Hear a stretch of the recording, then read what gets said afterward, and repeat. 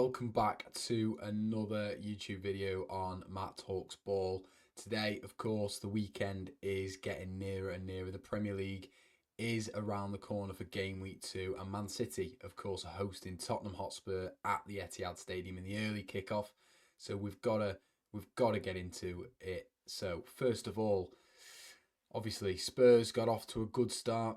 They got 3-0 win over Burnley, of course, not quite as good as City's 4-0 win over Wolves, but nevertheless, they've had a good start, a clean sheet, and a solid start under Thomas Frank. Obviously, they didn't do too bad in the Super Cup final against PSG either. So obviously, things are changing at Tottenham, a little bit more stability. The early signs are looking good for them. So, of course, with City, Reinders had a dream debut with his goal and his assist, bossing the midfield. Haaland back to his clinical self, getting 2 goals. But Tottenham, like I say, 3-0 victory over Burnley. Richarlison on the score sheet, getting 2 goals and an overhead kick. What a start to the season he's had. I mean, we'll see how long it lasts, but, you know, he does go through these purple patches of scoring goals, so you never know. He could be in fine form and could be a threat for Spurs against City. Someone City have got to keep an eye on. Vicario as well had a very solid showing against Burnley, kept a clean sheet. So maybe their defensive issues of last season are beginning to go behind them. But yeah, head to head in the past, in the Premier League, that is, City have recorded 20 wins against Tottenham Hotspur, 12 for Spurs and 4 draws. Now, this fixture, we've got to mention, there is always goals, there is always drama. Obviously, last season there was that 4-0 hammering that Spurs won at the Etihad Stadium. Very, very disappointing for City. And to be honest, that was probably the beginning of the very tough period in the winter for City. So not only will City want to get revenge, we'll want to put that to bed, put that in the past. And of course, that 4-0 win was the game that ended Pep's 52 unbeaten streak at the Etihad for City. And of course, like I say, that then knocked us off the rails. And yeah, we all know how that went for the rest of the season. But yeah, it's usually an entertaining fixture. There's always goals. So we'll get on to my prediction at the end of the video. But spoiler alert, there's a lot of goals in the game. For City, we're expected to be without Rodri and Phil Foden once again. Obviously, they were sidelined for the Wolves game. They were sat in the stands. Josko Vardiol seemed to be back in training this week, so we'll see how much he gets involved for the weekend's game. But as well, the Ederson scenario, we still don't know. He's still a City player. There's still these rumours of him going to Galatasaray. So I do expect, with that said, James Trafford stays in goal. I mean, he had a fantastic debut back as a Manchester City player. First time as a Manchester City first team goalkeeper. And he did fantastic. He was very comfortable in between the sticks, playing with his feet, coming out for crosses, very commanding. So I think regardless of the Ederson transfer scenario, I think James Trafford deserves to start the game, so I think he will. With Tottenham, they're likely probably to go back to a back 5. They played a back 4 against Burnley, but against PSG we saw a back 5 system. I expect them to go back to that, probably with Romero, obviously their new captain, Van der Ven, we know his quality, and Kevin Danzo. And then obviously you've got Pedro Porro and Jed Spence in the fullback areas. So a very strong on paper back 5. Obviously they've got James Maddison out to that very, very long-term injury. Looks like it's an ACL injury. Devastating for him, basically. You know, in a World Cup year, worst time for him to get injured. So yeah, devastating really, but good for City. They're missing a very, very good footballer. City need to look out for. I mentioned it before, Richarlison, obviously 2 goals against Burnley, an overhead kick. His confidence is going to be through the roof. We've got to be keeping an eye out for him. And Mohamed Kudus, obviously they brought in from West Ham, I think is a fantastic signing.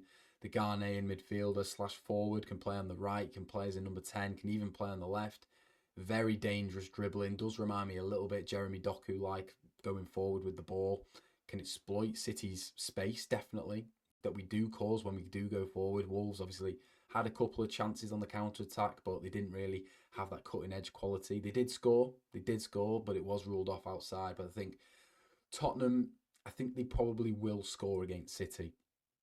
And I do think Richarlison and Kudus will be at the heart of that. But for me, the biggest danger for Tottenham probably would be Richarlison, given his fine form against Burnley. But on City, we've got to go into the predicted 11 now, and I've got James Trafford starting in goal, like I mentioned before. Very strong performance, made countless saves for City, very, very assured with his feet, coming out for crosses, very commanding, read the game very, very well. So he starts in net for me. Amid the Donnarumma transfer news, Edison news, etc., James Trafford's our number one. He's the guy at the moment. Whatever will be back come the end of the window. But for now, he's our guy. The defence, very weird to say, but I think it'll be unchanged. Of course, Vardiol's come back from his injury. He's in training, but how fit is he? Well, he might be fit, but I think Aït-Nouri did enough to stay at left back. I think he was fantastic. I think he made the most successful tackles in the game. Obviously, we didn't really see his attacking output, but maybe we'll see that more as time goes on. John Stones and Ruben Diaz, what a throwback that was. That was fantastic to see the pair of them play together, and it's our best centre-back partnership in my opinion.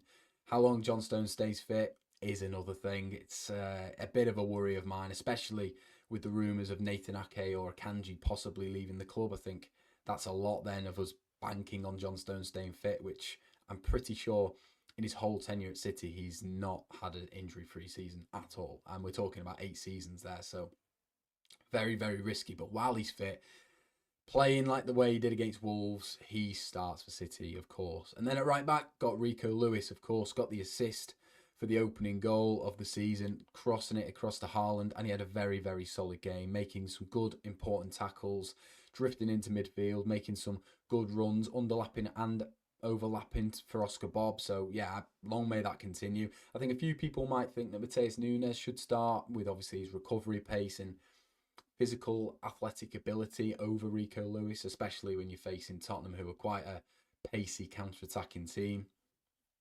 But I'd stick with Rico. You can't play like he did against Wolves to then drop him. So for me, it stays the same. Sticking consistent, I'm going to have the midfield exactly the same. Nico Gonzalez, of course. Rodri isn't quite back to his full fitness yet. Obviously, he wasn't even in the matchday squad last time out, so I think it'll be a little while till we see him on the field. Nico Gonzalez was fantastic in that game. Long may it continue. I think he's a fantastic footballer. And if he continues his fine form, it might not be straightforward for Rodri just to be plonked back into the starting 11. Call me crazy, but it's true. Of course, Tijani Reinders up next. Fantastic debut, dream start. Long may that continue as well. And I think he could really cause Tottenham a lot of problems alongside the captain, Bernardo Silva, who once again had a fantastic game. In the attack, this is where I slightly change it. Jeremy Doku comes out of the side with Omar Marmoush coming in. I thought Jeremy Doku did have a bit of a quiet game. And when Marmoush came on, I think City did look a bit more fluid, a bit more threatening on the left-hand side. And then, of course, up front, Erling Haaland. And on the right, Oscar Bob. I think the pair of them speak for themselves. On Haaland, of course, got their 2 goals. Starts every game if he's fit for me. And Oscar Bob, I think this one, he, of course, had a fantastic game, got the assist, played a very big role in the game as well, in the City's victory. And it was great just to see him back in full flow for City. However, I would say with the Savinho rumours, how he might be out the door, especially going to Tottenham, I think it'd be daft for him to come into the starting 11 until the transfer window's closed, to be honest with you, because you don't know where his head's at. That said, he might not even be in the squad. He wasn't even in the squad against Wolves because he was ill, quote unquote. So we'll see how that one goes. I think a lot of people will be shouting for Ryan Cherky to be starting in the starting 11 for City, but I think the midfield of Nico Gonzalez, Bernardo Silva and Tijani Reinders offers legs, box-to-box ability, technical nous. I think it has the perfect elements that we need to deal with a top 6 fixture, if you will. I think Ryan Cherky in there might be a little bit gung-ho, especially if you've got Oscar Bob and Omar Marmoush on the wide areas, like I say.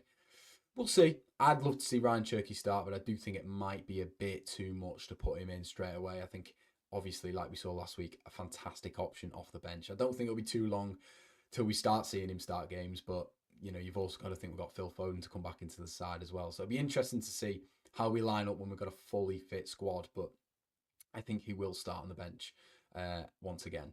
And on the starting 11 predictions, of course, we've got Pep Roulette to deal with. I think I wouldn't be surprised if Pep, say, brings in a Kanji or maybe does bring in Gvardiol or plays Doku instead of Bob maybe on the right-hand side. Who knows? We can't really predict it. But for me, I think the Wolves' performance was so dominating. It was so impressive that it only needs a slight tweak for me. But I wouldn't be surprised, like I mentioned, to see Mateus Nunes at right back instead of Rico. But come on, he was great. Let's be honest, guys. He deserves to start, and there's that new contract on the horizon as well. So things are looking up for Rico Lewis. But on predictions, we've got to, of course, talk about the scoreline. What's that going to be? Well, of course, both teams.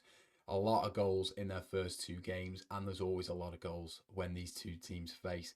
That said, I'm going to go Tottenham to score the opening goal, 1-0, probably Richarlison. Like I said, I think his confidence is going to be very high from last week, but I think City are going to be victorious. 3-1 victory. I'm going to go Marmoush with his first goal of the season. I'm going to put Bob, first goal of the season, and I'm going to have Haaland score, probably a penalty or something like that. I'd like to see Reinders, of course, score again, but let's not get greedy, guys. Come on, let's not get greedy. And if you're a massive football fan, you love getting involved, tweeting, getting in debates online, there's no better place to be than the Fanalysis app. Now, I'm involved with this. I'm a part of City's starting 11, so myself and 10 other fans will be leading the conversation on things Manchester City related on match days. Pre-match, you'll be able to see my predictions. You'll be able to get involved in that. You'll be able to see what I think of the players. I give them ratings out of 100. I gave Tijani Reinders highest rating last week. No surprise there. Obviously, he was fantastic. So download the app, get involved. I'll put the link in the description for the website, and through that, then you can download the app. But if you want to have your say, you want to have your opinion heard, you want to have your opinion involved on Sky Sports, that was where I was 2 weeks ago. I was invited to go on Sky Sports through this app. It's a fantastic place. It's a fantastic idea behind it, getting fans much more involved. And I think it's just fantastic. And if you love football like me, download it on the App Store. It's free to download. Fill out a little form, and then I'm sure you'll have a great time on the app. But let me know how you're feeling ahead of the Tottenham game. I'm very excited. Personally, I'm going to the game. I'm really excited just to be back in the ground. And like I say, 3-1 victory for me. Let me know what your predictions are in the comments below. Let me know who you think is going to be the man of the match. Who's going to be the guy that takes the game by the scruff of the neck? I'm talking Tijani Reinders style last week at Molineux. And if you haven't already, make sure you like the video, subscribe, put the notification bell on. I'm going to try and do weekly videos. And I'll see you next time. Up the Blues.